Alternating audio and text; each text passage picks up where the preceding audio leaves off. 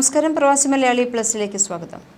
കുവൈറ്റിലെ public authority for manpower പുരുഷ കുടിയേറ്റക്കാർക്കായി ഒരു പുതിയ അഭയകേന്ദ്രം ഔദ്യോഗികമായി തുറന്നു. PAMന്റെ പ്രൊട്ടക്ഷൻ സെക്ടർ അഫയേഴ്സിന്റെ acting deputy director general doctor Fahad al മുറാദിന്റെ അഭിപ്രായത്തിൽ അഭയകേന്ദ്രം ആഭ്യന്തര സ്വകാര്യ മേഖലകളിലെ പുരുഷ കുടിയേറ്റ തൊഴിലാളികൾക്ക് പ്രാഥമിക നിയമപരവും ആരോഗ്യപരവുമായ പിന്തുണ ഉൾപ്പെടെയുള്ള അവശ്യ സേവനങ്ങൾ നൽകും. ആഭ്യന്തര നീതിന്യായ മന്ത്രാലയങ്ങൾ, നയതന്ത്ര ദൗത്യങ്ങൾ അല്ലെങ്കിൽ സിവിൽ സൊസൈറ്റി സംഘടനകൾ തുടങ്ങിയ സർക്കാർ ഏജൻസികളിൽ നിന്നുള്ള റഫറലുകളുടെയോ അല്ലാതെയോ തൊഴിലാളികൾക്ക് അഭയകേന്ദ്രത്തിൽ പ്രവേശിക്കാം. ഈ സൗകര്യം മനുഷ്യക്കടത്ത് കേസുകൾക്കായി ഒരു ദേശീയ റഫറൽ സംവിധാനവും പ്രവർത്തിപ്പിക്കും. ഇതുകൂടാതെ സ്പോൺസർമാരുമായുള്ള തർക്കങ്ങളിൽ ഉൾപ്പെടുന്ന കുടിയേറ്റക്കാരെ പ്രശ്നങ്ങൾ സൗഹാർദ്ദപരമായിട്ടോ നീതിന്യായ വ്യവസ്ഥയിലൂടെയോ പരിഹരിക്കുന്നതുവരെ പാർപ്പിക്കുകയും ചെയ്യും. വർഷങ്ങളായി PAM പുരുഷ കുടിയേറ്റക്കാർക്കായി ഒരു അഭയകേന്ദ്രം തുറക്കാനുള്ള പദ്ധതികൾ പ്രഖ്യാപിച്ചിരുന്നു.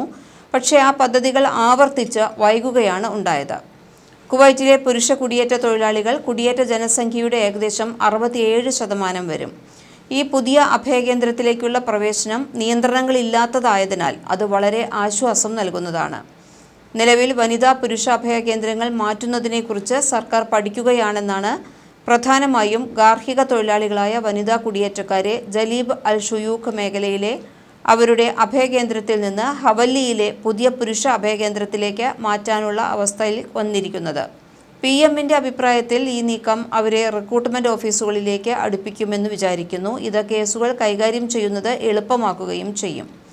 ഇതുകൂടാതെ ഹവല്ലി കേന്ദ്രത്തിൽ ഇതുവരെ പുരുഷ തൊഴിലാളികൾ ആരും എത്തിയിട്ടില്ല. ഇത് ഈ മാറ്റം എളുപ്പമാക്കുകയും ചെയ്യും. ഗൾഫ് രാജ്യങ്ങളിലുടനീളം സർക്കാർ എംബസി നടത്തുന്ന അഭയകേന്ദ്രങ്ങൾ സാധാരണയായി വനിതാ കുടിയേറ്റക്കാർക്ക് മാത്രമാണ് സേവനം നൽകാറുള്ളത്. പുരുഷന്മാരുടെ കുടിയേറ്റം ജനസംഖ്യയുടെ ഭൂരിഭാഗവും വരുന്നുമുണ്ട്.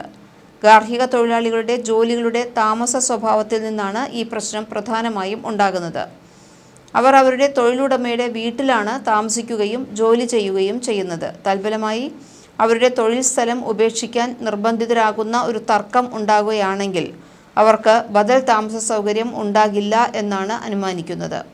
ഇതിന് വിപരീതമായി പുരുഷ കുടിയേറ്റക്കാരാകട്ടെ ഭൂരിഭാഗവും അവരുടെ തൊഴിലുടമയുടെ വീടിനു പുറത്ത് സ്വകാര്യ മേഖലയിലാണ് ജോലി ചെയ്യുന്നത്. അവർക്ക് താമസ സൗകര്യം എളുപ്പത്തിൽ കണ്ടെത്താൻ കഴിയുമെന്ന് അനുമാനിക്കുന്നു.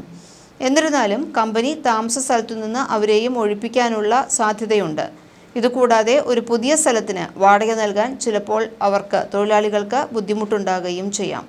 ഈ സാഹചര്യത്തിൽ അഭയകേന്ദ്രങ്ങൾ സഹായകമാകുമെന്നാണ് കരുതുന്നത്. പുതിയ അഭയകേന്ദ്രത്തെ ദുരിതത്തിലായ മിക്ക തൊഴിലാളികളും സർക്കാർ അഭയകേന്ദ്രം തടങ്കലിന് മുമ്പുള്ള ഒരു പടിയായാണ് കാണുന്നത്. കാരണം അവർക്കിത് സൗകര്യമായല്ല, ഒരു തടങ്കലിന് മുൻപുള്ള മാർഗമായാണ് ഈ അഭയകേന്ദ്രത്തിനെ പുരുഷന്മാർ കാണുന്നത്. സുരക്ഷിതമായ ഒരു വീടായിട്ടല്ല അവർ ഇതിനെ കാണുന്നത്. സ്ത്രീകൾക്കുള്ള PMന്റെ അഭയകേന്ദ്രം ആരോഗ്യപരവും നിയമപരവുമായ സഹായ സേവനങ്ങൾ നൽകുന്നുണ്ട്. എംബസികളിലേക്കും തെരഞ്ഞെടുത്ത CSOകളിലേക്കും പ്രവേശനം നൽകുകയും ചെയ്യുന്നുണ്ട്. എന്നിരുന്നാലും വലിയൊരളവിൽ സ്ത്രീകൾക്ക് നൽകുന്ന സേവനങ്ങൾ നീതിക്കും പുനരേകീകരണത്തിനും പകരം അവരെ മടക്കയാത്രയ്ക്ക് വേണ്ടിയാണ് കൂടുതലും ശ്രദ്ധ കേന്ദ്രീകരിക്കുന്നത്. അതുകൊണ്ട് തന്നെയാണ് പുരുഷന്മാർ ഇത് സ്വീകരിക്കാൻ മടിക്കുന്നതും. കാരണം അവർക്ക് അവിടെ തന്നെ പിടിച്ചുനിന്ന് വീണ്ടും ഒരു ജോലിയിലേക്ക് പോകുന്നതിനാണ് താല്പര്യം. പക്ഷേ സ്ത്രീകളെ ചെയ്യുന്നതുപോലെ തിരിച്ച് നാട്ടിലേക്ക് വണ്ടി കയറ്റി അയക്കുന്നതിനെക്കുറിച്ച് ഇവർക്ക് അത്ര താല്പര്യമില്ല എന്നതാണ് ഇപ്പോൾ മനസ്സിലാക്കാൻ കഴിയുന്നത്.